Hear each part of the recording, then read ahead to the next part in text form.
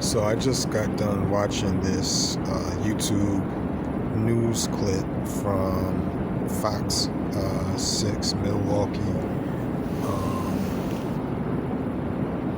news channel, and it was a report about a 28-year-old high school athlete named LaShawn Good, who was found frozen to death inside his vehicle by a tow truck operator.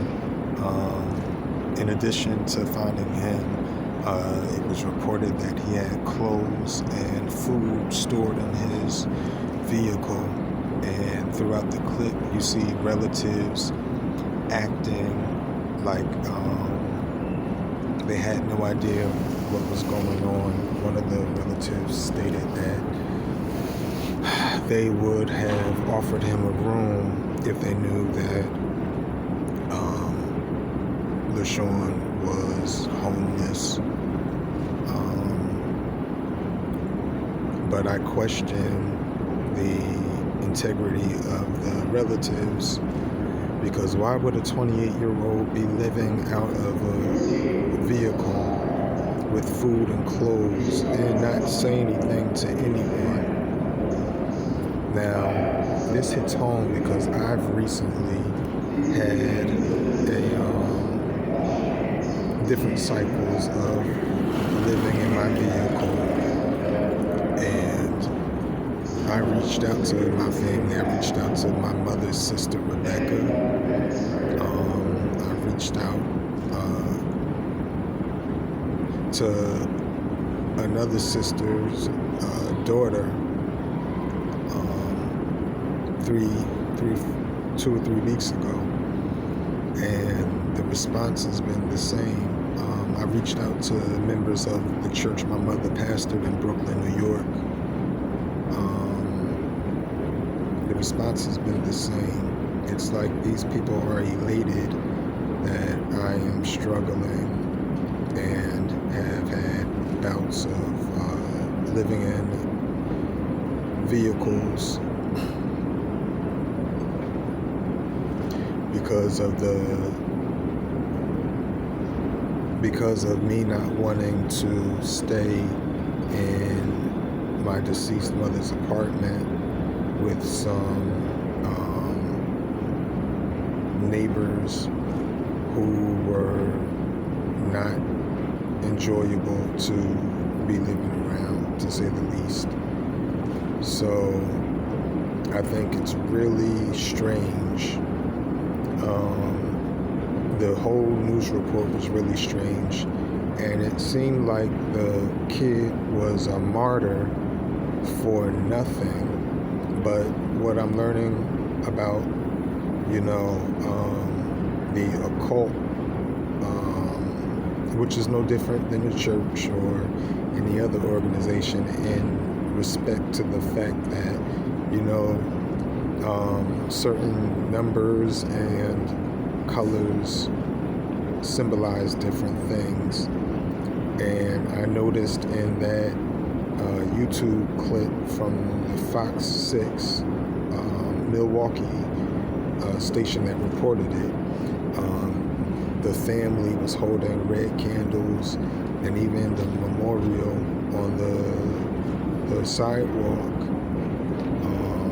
they had red candles down there. And I know that the occult,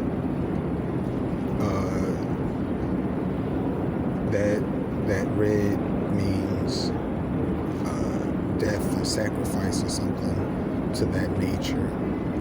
And it's just ironic how the same schemes that the occult try and lay for you, the same traps that they try and lay for you, you might live through it, but then to find someone else who succumbed to it. Because I've been sleeping in vehicles, my vehicle, a rental vehicle, off and on for the last, 2 months. And it's been really challenging. I mean, the weather has been, it's wintertime, so the weather has been between 20 degrees and 35 degrees at night. And this boy was found frozen to death. Now, I've had situations where I've only been able to sleep in the clothes that I've had, and then sometimes a blanket. But I just thank the Father, the true Creator, the one who sits above the God of the white supremacist Bible. I thank the true Creator for keeping me, because I could have frozen to death in my vehicle many times, being dehydrated and hungry. It could have been me, but thanks be to the Heavenly Father. He spared my life, and I'm still here.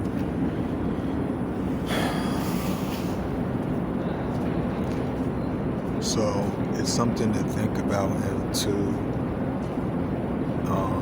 family members who are part of Masonic and Satanic families who don't value you.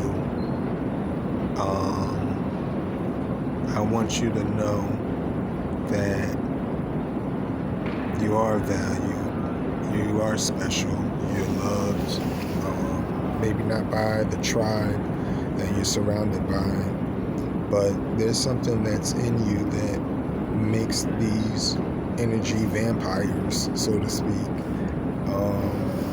pursue you and throw off negativity and create problems and issues for you. There's something special about you. And I think it's pertinent in these times that you don't forget that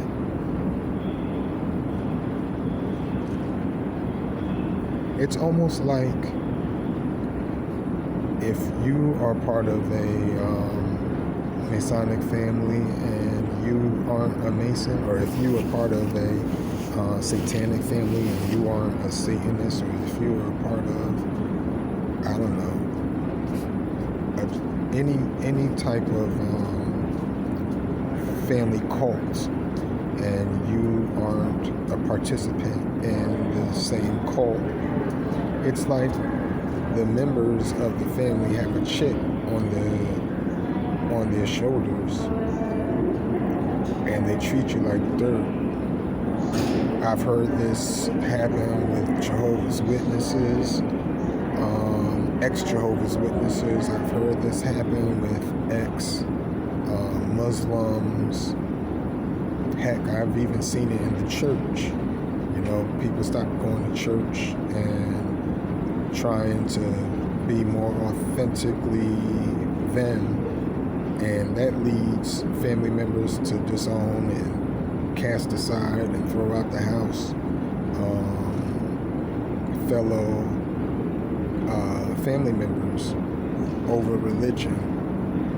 So,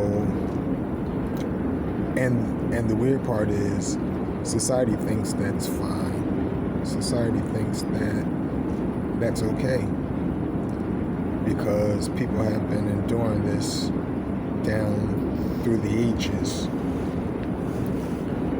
So keep your head up. Just keep your head up and keep moving, and don't give up.